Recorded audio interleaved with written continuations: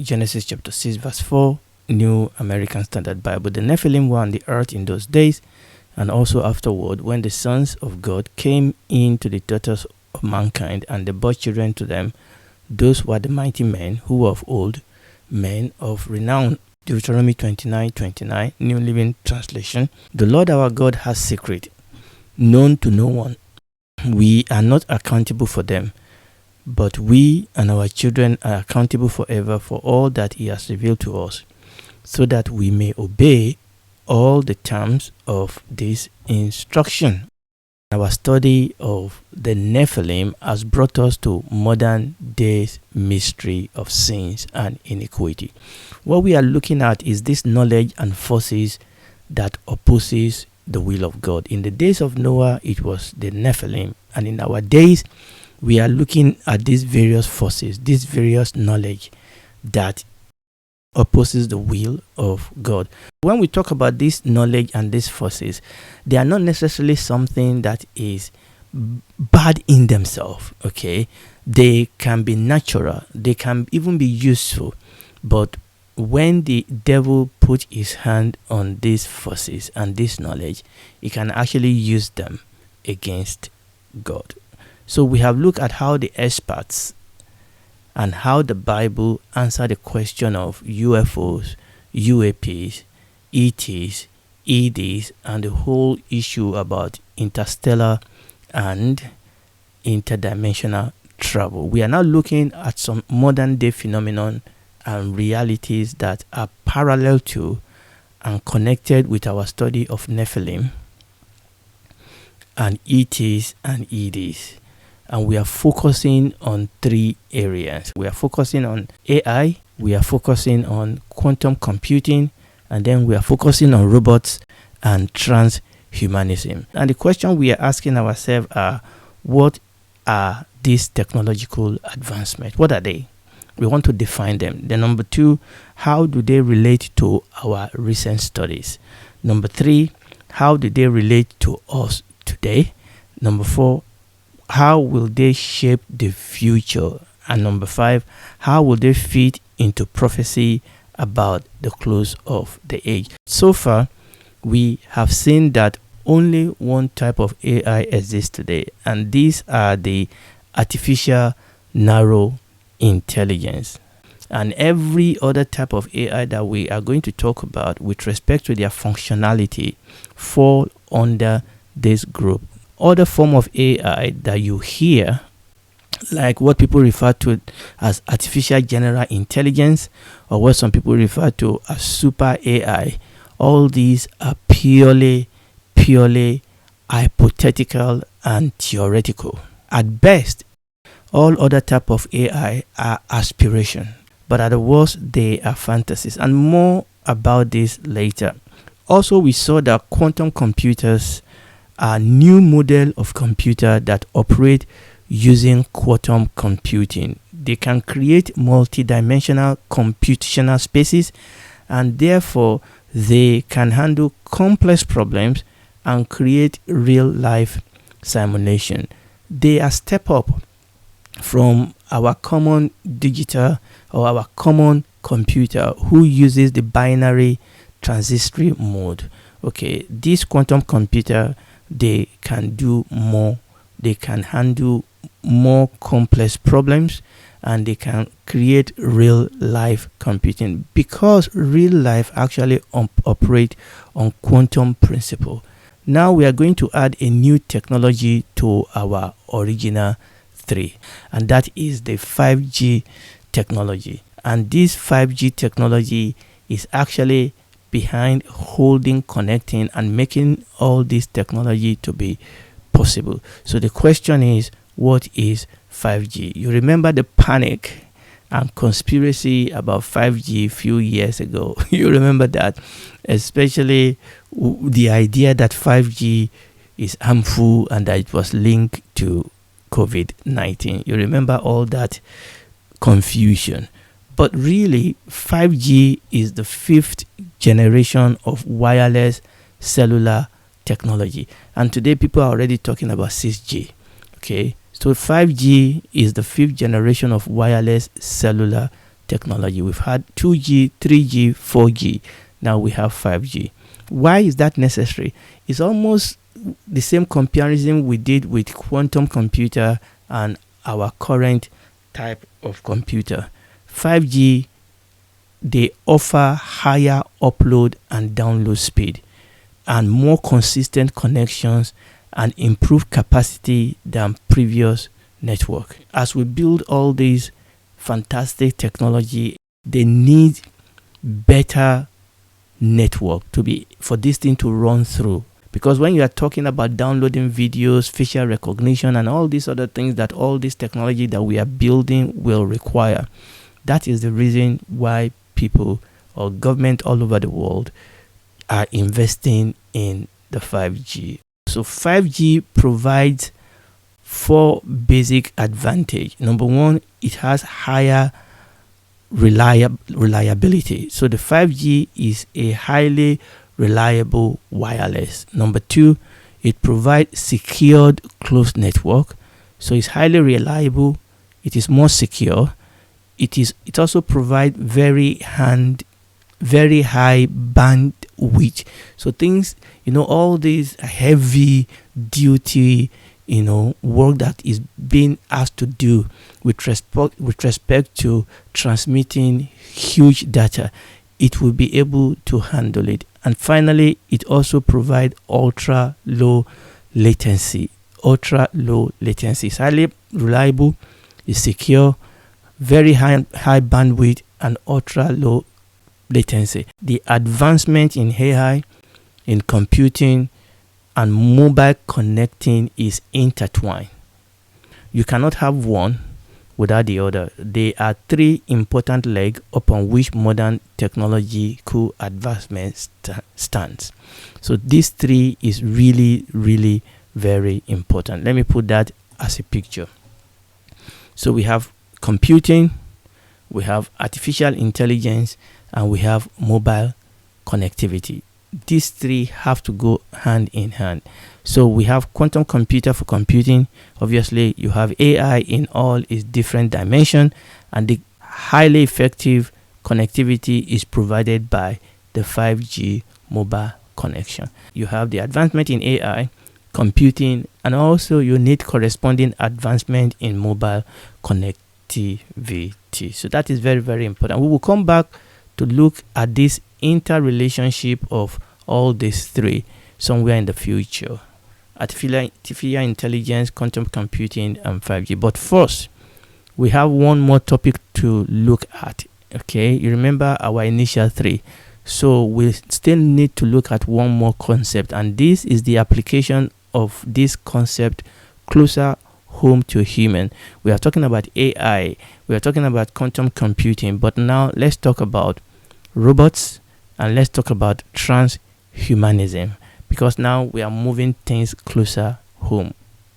What or who are robots? Okay, for a long time, when we talk about AI, which is decision making and learning, for a long time it was confined inside computers. But that has changed in recent years. Robots have a physical presence and they can execute pre-programmed tasks.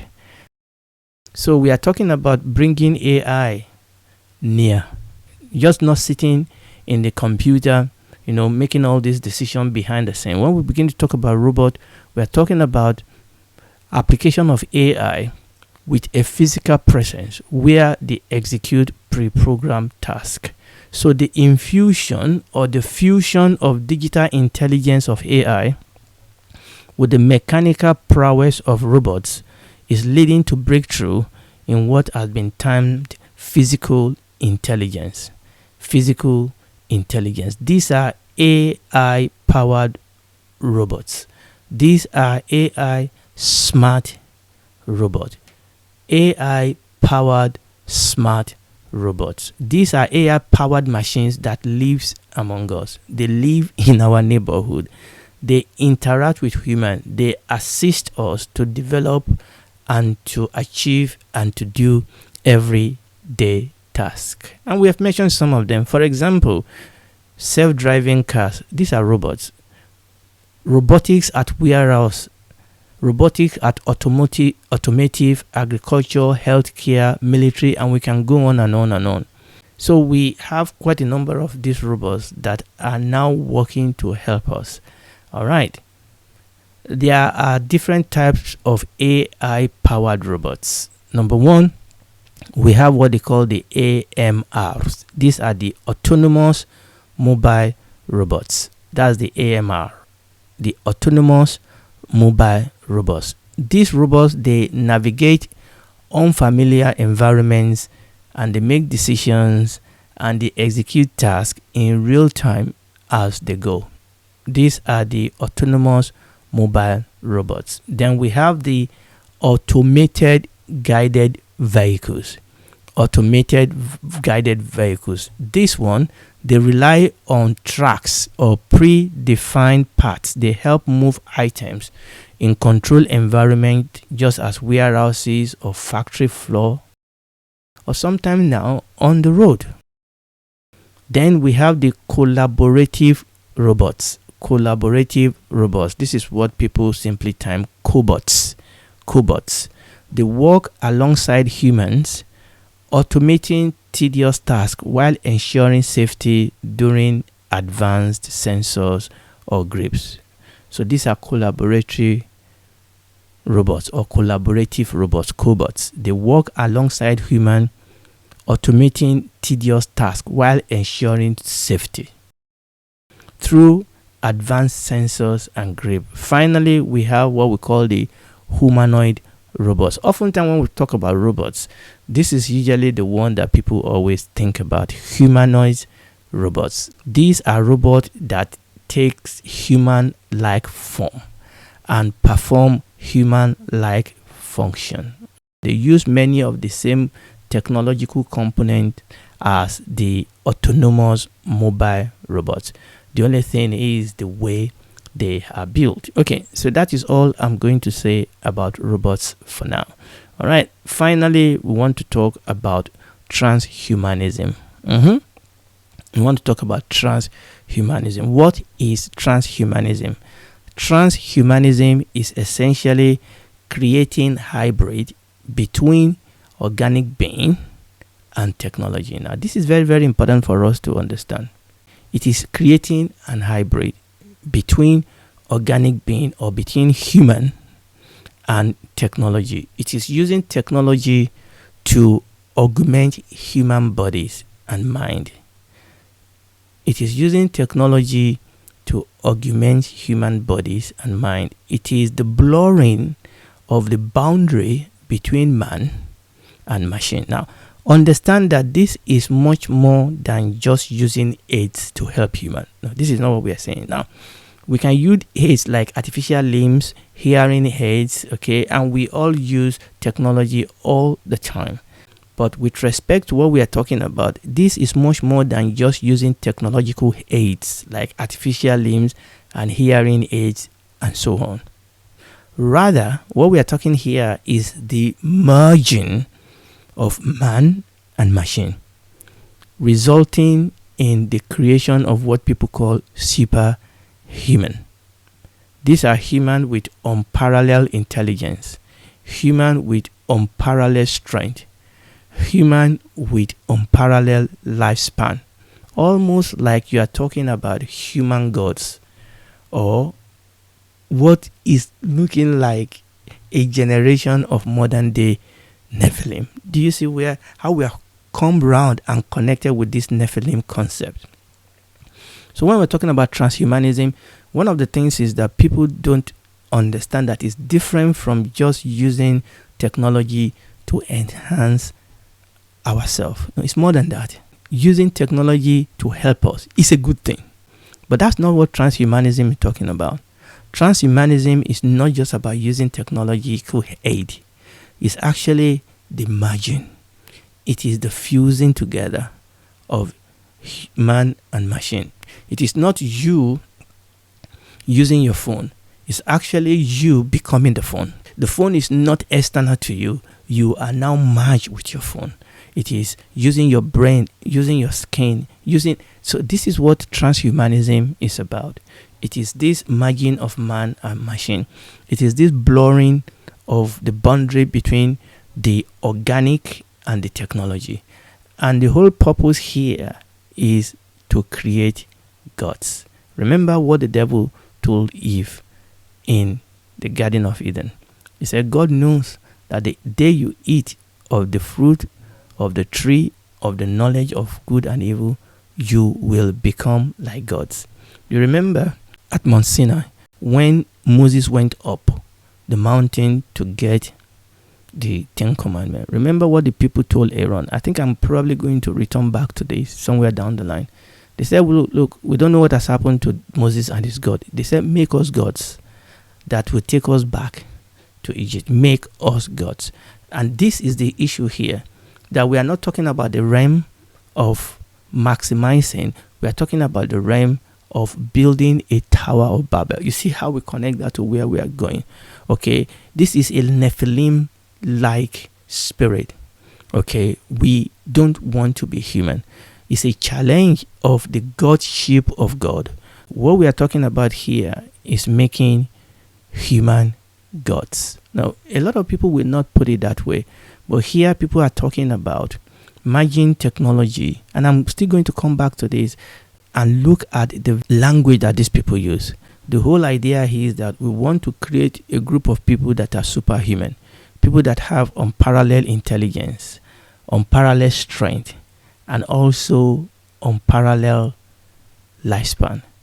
The aim of transhuman movement is, among other things, to create human with super longevity, super intelligence, and super well-being. That is the aim here. The aim here is to actually create what people call genetic immortality. In this realm, in this movement, in this worldview, age is considered to be a disease that human can cure. In this worldview, they don't look at age as a result of sin. They look at age as a disease that human will cure, not through the blood of Jesus, not through the cross of Jesus, not through being saved, not through being died and being resurrected. No. They talk about human unlocking the secret of attaining digital and genetic immortality. The theory is that with advanced technology, human will be able to locate what they call the age gene and fix it, and thereby eliminating age. You see where this is going? It is crystal clear that these technologies can be used and have been used positively to benefit human beings individually and corporately. And I kept coming back to that. That is clear. Many of the tools we use at home and at work today are powered by AI. I use AI all the time. In this broadcast, in my singing, I've been using AI recently. There are computers in virtually everything around us today. And we, by and large, live in a digital world today. That is where we live. This technology are at the forefront of breakthroughs in many professional fields, including medicine, military, engineering, banking, transport, and the list goes on and on and on. So we are not talking against this. And the world we live in now is actually depending upon this technology. That is why a prolonged global internet or computer outage will paralyze the world, because by and large that is what we depend upon today. Remember what happened quite recently on Friday, 19th of July 2024, when there was a massive IT outage that knocked out Windows computers around the world, taking many websites offline. It affected many companies. It affected many essential services. The reason I gave you that example is to just show how much life today depends on this technology. But there is another side to these technologies, and the transhumanism movement in particular, that we need to look at. And we have hinted on this in the course of today's teaching, and we're going to take it up from there next teaching by the grace of God. And if you are listening to me, I want you to know that God loves us. It is God that gives us the capacity to create these things. Unfortunately, as is often the case, the devil uses the ability that God has given human and turn it against God. But I want you to know that there is God. God loves you, and He has provided salvation for you. And that salvation is in Christ Jesus. Age will not be cured by, or let me say, aging and death will not be cured by technology. Immortality will not be provided by technology. Immortality will be provided through the blood and the cross of our Lord Jesus Christ. And as the Holy Spirit convicts you of sin tonight, or whenever you are listening to this message, you can go to God and ask Him for salvation. Ask Him to save you. He will save you. He will be your Lord. He will be your God. You will be a member of His family, citizen of His kingdom. And when this is all over, you'll be able to spend eternity with Him in the new heaven and the new earth. And in the new heaven and the new earth, we will witness greater technology that will blow our mind. What we are seeing today and we are raving about is simply a child's play. Do it today. Ask Jesus to be your Lord. Do it right now.